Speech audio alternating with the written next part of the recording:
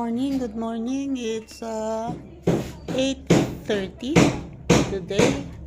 At ako ay going to market kasi ay Wednesday today.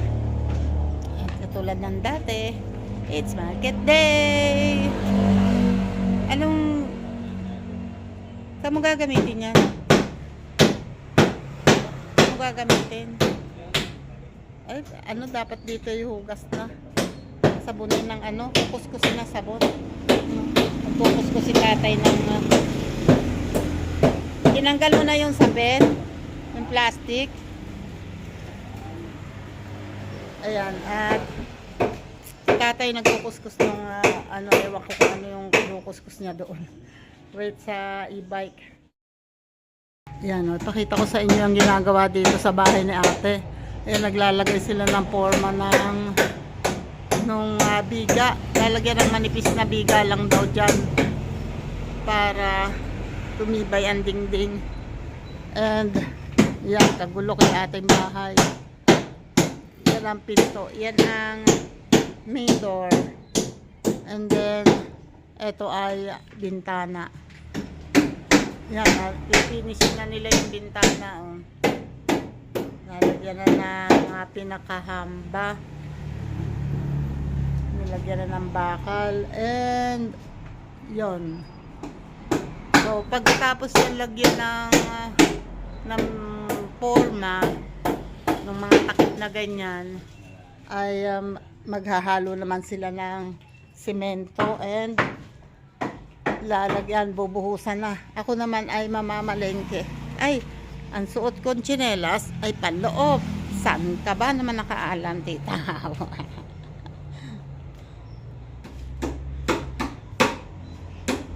Tatay, alis na ako. Dito, pinark ni tatay sa bandang baba kasi maghahalo dito mamaya. Ako'y mamamalengke muna. Ito ang tinda ni ate, konti lang ang kanyang tinda. Konting sitaw, kamatis, sibuyas, bawang, patatas, kamote, luya, may sayote, merong mantika, may sukang, paumbong. Ay, Boden. Na andoon. Oh. What's that? Ano yan? Tatay kuha. Ayan, merong ano ang tawag dyan? Talong, naka-plastic. May nagsabi daw sa kanya na huwag tanggalin sa plastic para hindi maano. Tsaka pipino, okra,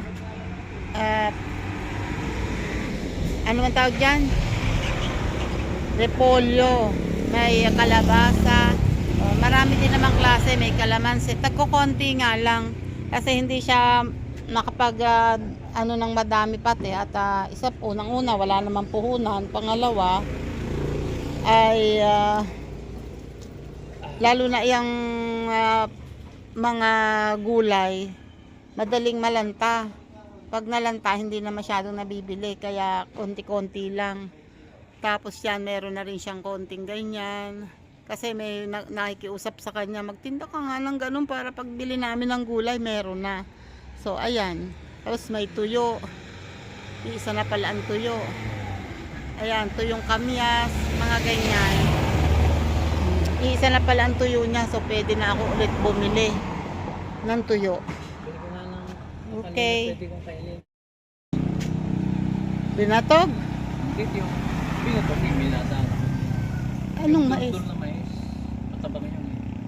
Lahat lo na asukal, tatay. Ewan sa'yo. Pasaway ka. Lahat ng gustong ipabili na kakanin, alam na ba walang asukal? Saan ba naman nakaalam? Pagkatigas ng ulo talaga. Pasaway.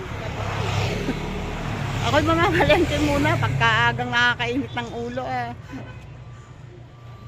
Mamamalengke muna ako. Hindi ko alam kung nakakapagbukas ako ng camera doon kasi may bitbit ako nito, may bag sa loob. At wala akong dalang tripod. Bahala na si Batman. Diba? Sabi ko sa inyo, malilimutan ko nagbablog ako eh. Ito na yung napamili kong ulam. Nalimutan ko na nagbablog ako, diba? Ang galing. Ano po ito? Ito ako ngayon sa mga kakanin. Favorite ni Kuya at ni Tatay. Ganon. Print ako ng colibay. Kuya, pengin ng kulay yellow na to. Yan, dalawa. And, wait po ha.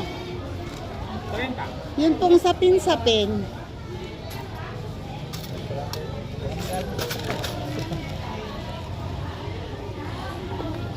Naka-vlog po ako ha. Pengi po ng isang sapin-sapin. Yan. Apo. Ito po lahat. Yan. Magkano po ito? 16. Parang ang pangit ng gulo na naman yun.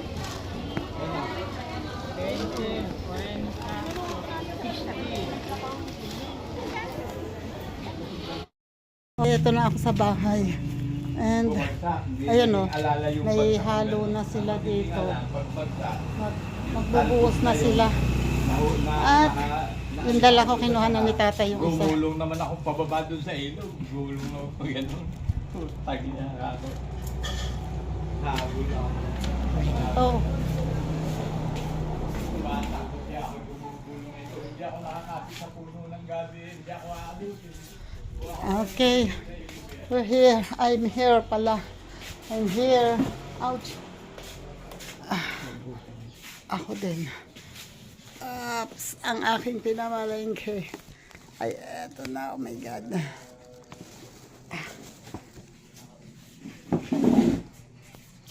Diyan muna kayo, ha.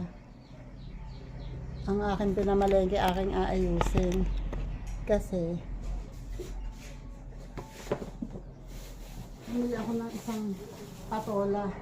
Kasi sa atin hindi nagtitinda nito dahil madali itong madaling gumulang yan. Tapos bumili ako ng isang cauliflower. Fresh na fresh. Tapos, meron akong siniguelas. And, ito yung ano mo. Yung request mong mga kakanin. Dul-dul na mais. And ano ba tawag dito? Nilupak. Pero si Kuya meron din na ano kutsinta and sapin-sapin. Tagta 10 pesos lang yan.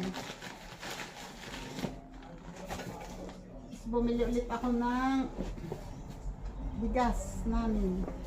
2 kilong brown rice and apple. Tapos ito, binilang sa atin ng tuyo, pangtinda ni ate na tuyo. Saka repack na yan, 10 pesos ang isang ganito. 4 ang laman, 10 pesos. Hindi na masama. No? Kesa ako pa ang magkikilo-kilo niyan. And itong kutsilyo, pinahasa ko.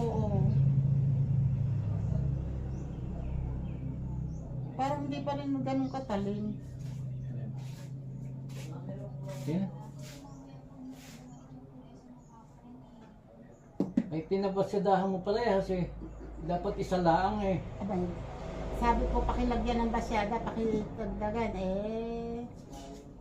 Hindi, ang tulad nito yung kabila. Hindi ganun. At least malakad-lakad ang masyada.